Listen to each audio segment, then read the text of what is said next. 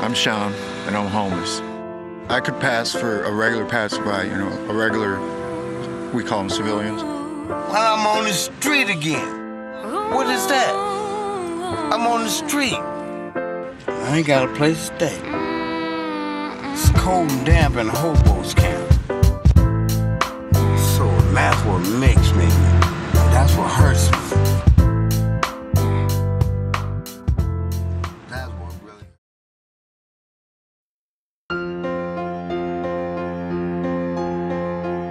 I was originally removed from my home when I was 8.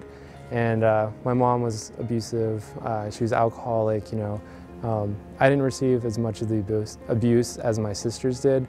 But once we were removed from the home, my sisters quickly found permanency. One was adopted and one stayed at a children's home pretty much for the remainder. I moved 13 times and I went to 10 different schools from the time I was 8 until I was 15.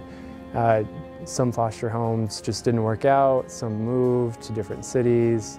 A lot of them just didn't really care about the kids and I didn't feel comfortable in that environment. I had an adoption that failed because it said I was too independent and just not a good fit for their family. And so, but I got past that, and I eventually, when I was 15, I went to Buckner Children's Home and I stayed there for the remainder of my high school, which is about 2.5 years. It's hard when you can't express what's going on to anybody that you really feel loves you.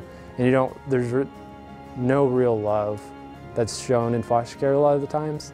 So it's pretty much a job for most of the people that do it. And so I feel like a big improvement in the system is just to show true love, because you don't need the material things. You need love and you need stability, someone to talk to. So freshman year of college was really tough for me because I didn't have anyone, to talk to when I failed my first test, or to call home, and ended a relationship, broke up with boyfriend, girlfriend, and so it's just hard when you don't have that person, that family support. So that's been the biggest challenge for me.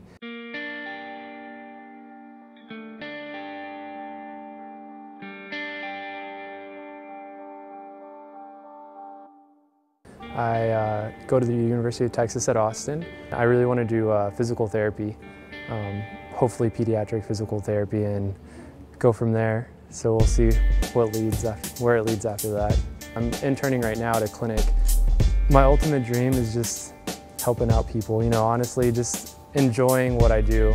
And so I really think I enjoy it now. I get off of school and I go to work and I get to work and I'm happy, and so that's what I'm excited about, just, doing what I can and helping all the kids that need help.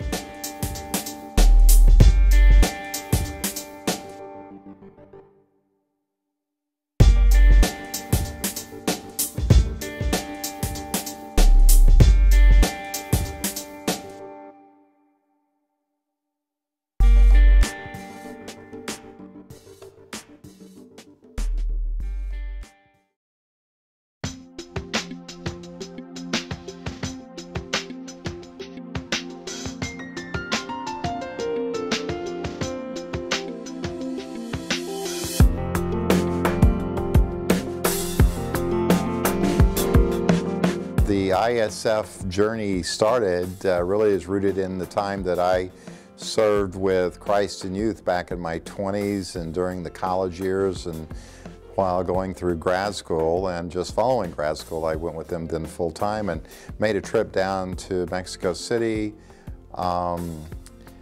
did some work for a brief time at Niños de Mexico, and was really taken by some of the students there, and as it was kind of a farming type community, and they each had jobs with maybe the gardens or stock and that sort of thing to give them things to do.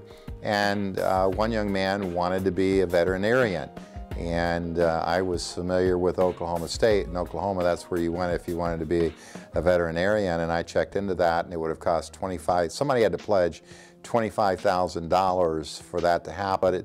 It kind of created, I guess, planted the seed of a thought. My ISF road came into clear, transparent, crystal view when we helped that first student do something. I could see that we could make a difference. It's BenND's passion, and they love every single one of these kids that they help, and they want to help as many as they can.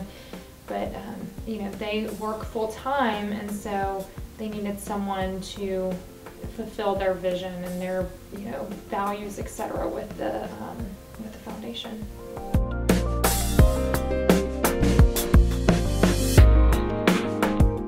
ISF Student Foundation gave me a scholarship this school year for school to help me get paid for school.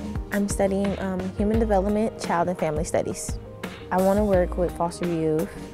I want to work with troubled youth. And I also want to have my own businesses. Currently, I attend the University of Houston. I'm getting my master's in social work. I'm at Prairie View A&M University. I'm an education major, minoring in art and biology. One day I'll become a physical therapist.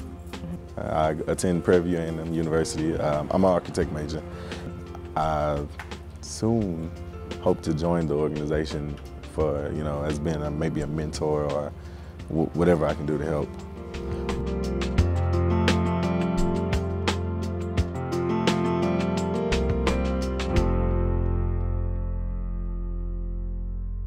It's a real difficult life being homeless.